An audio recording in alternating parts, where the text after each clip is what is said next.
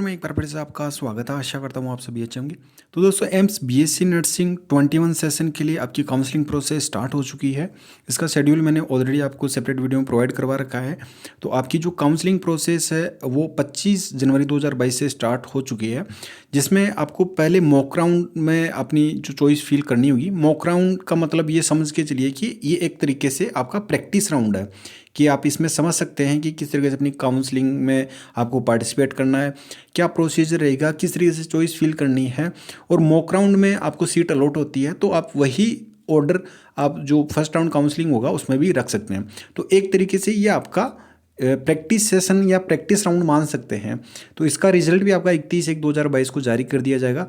और आपका first round है वो 1 फरवरी 2022 से स्टार्ट होगा और केवल 2 ही दिन के लिए रहेगा दोस्तों ये। तो ये डेट आपके लिए इंपॉर्टेंट है। आपका जो सबसे पहले जो डाउट था वो ये था कि सर काउंसलिंग की फ़ीस कितनी रहने वाली है।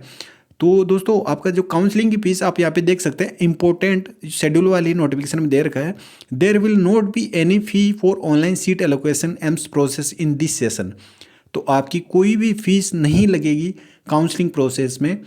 और अब जो नेक्स्ट आपका डाउट था कि सर डीडी कितनी बनवानी रहेगी और कौन बनवाएगा डीडी के लिए, तो वो उसका भी आपको इस वीडियो में सारी जानकारी मिलेगी। अगर आप हमारे चैनल पे नए हैं दोस्तों तो चैनल को सब्सक्राइब करें, बेल आइकन को दबाएं, इससे कि आने वाले सभी वीडियोज़ की नोटिफिकेशन आपको मिल सके।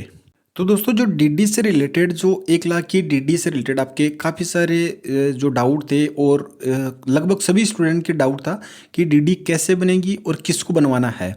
तो आपको ये नोटिफिकेशन में अच्छे से दिया गया है, आप इसको अच्छे से रीड भी कर सकते हैं कि डीडी द कैंडिडेट या authorised representative are required to deposit original certificate या demand draft of RS 1 lakh as specified in result notification.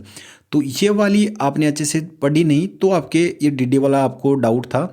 इसमें मैंने ऑलरेडी आपको पहले भी बताया था जब आपका नोटिफिकेशन जारी किया था कि या तो आपको अपने ओरिजिनल डॉक्यूमेंट जमा करवाने होंगे, जो भी आपको कॉलेज अलॉट होता है तो आपको रिपोर्टिंग के टाइम पे अपनी ओरिजिनल डॉक्यूमेंट, अगर आपके पास में ओरिजिनल डॉक्यूमेंट नहीं है, कोई भी एक डॉक्यूमेंट नहीं है, तो आपको फिर 1 लाख की डीडी बनवानी रहेगी। और आपको 5 दिन का टाइम दिया जाएगा और उस 5 दिन के टाइम ड्यूरेशन में आपको अपने ओरिजिनल डॉक्यूमेंट जो भी आपको कॉलेज अलॉट हुई है उसमें आपको सबमिट करवाने होंगे और फिर आपको जो 1 लाख की डीडी है वो आपकी वापस रिफंड कर दी जाएगी।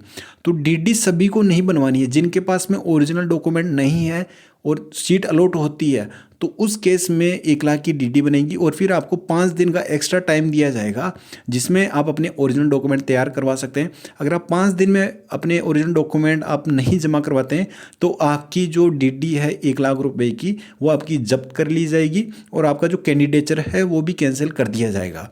तो अगर आपके पास में ऑलरेडी सारे डॉक्यूमेंट हैं और आपको सीट अलॉट होती है तो आप उस कॉलेज में अपने जो डॉक्यूमेंट है वो जमा करवा सकते हैं, आपको डीडी बनवाने की कोई भी ज़रूरत नहीं रहेगी। आप इसको अच्छे से यहाँ पे रीड भी कर सकते हैं कि यहाँ पे डिपॉजिट ओरिजिनल सर्टिफिकेट या डिमांड ड्राफ्ट ऑफ 1 लाख रुपए का, ये आपको दोनों में से आप एक बनवा सकते हैं। अगर ओरिजिनल डॉक्यूमेंट है तो डीडी बनवाने की कोई भी ज़रूरत नहीं है।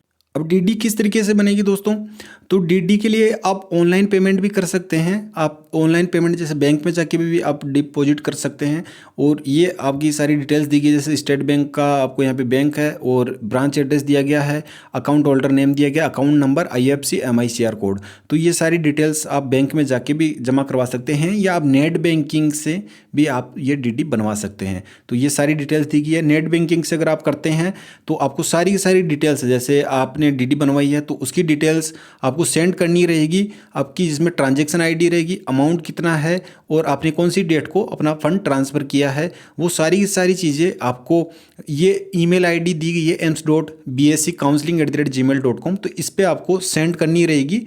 आपको सेल्फ अटेस्टेड एक स्कैन कॉपी रहेगा जिसमें आपका पूरी डिटेल्स रहेगी, उसमें आपको सारी चीज़ें लिख के इस मेल पे आपको सेंड करनी रहेगी, जो भी आपकी डेट दी गई है उसी डेट के अंदर। तो डीडी अगर आपके पास में ऑलरेडी सारे डॉक्यूमेंट है तो आपको कोई भी डीडी बनवाने की ज़रूरत नहीं है। अगर नहीं है दोस्तों तो आपको फिर 1 लाख की डीडी बनवानी रहेगी। मैंने ऑलरेडी ये डाउट आपका क्लियर कर रखा है। तो ये पॉसिबिलिटी है कि शायद आपने वीडियो पूरा नहीं देखा होगा, तो मैं तभी बोलता हूँ कि आप वीडियो शुरू से अंत तक जरूर देखिए, जिससे कि आपके जो भी डाउट है वो सारे क्लियर हो सके। 4 से 5 मिनट का समय लगता है लेकिन आपके जो डाउट है वो सारे क्लियर हो जाते हैं।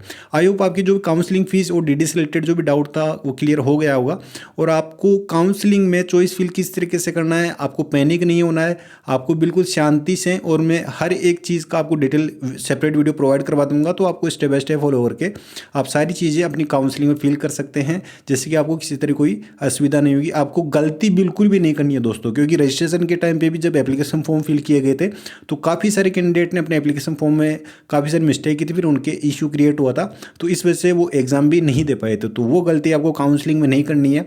सारी चीज़ों को अच्छे से समझना, कोई भी डाउट कमेंट बॉक्स में पूछ सकते हैं, और मैं जो भी आप डाउट पूछेंगे उसके ऊपर एक सेपरेट वीडियो प्रोवाइड करवा के आपके जो भी डाउट है उसका सोल्यूशन प्रोवाइड करवा दूंगा। आई होप आपके जो भी डाउट था वो सारे क्लियर हो गए होंगे। मिलते हैं नेक्स्ट वीडियो में नेक्स्ट न्यू अपडेट के साथ में। धन्यवाद। जय हिंद, जय भारत।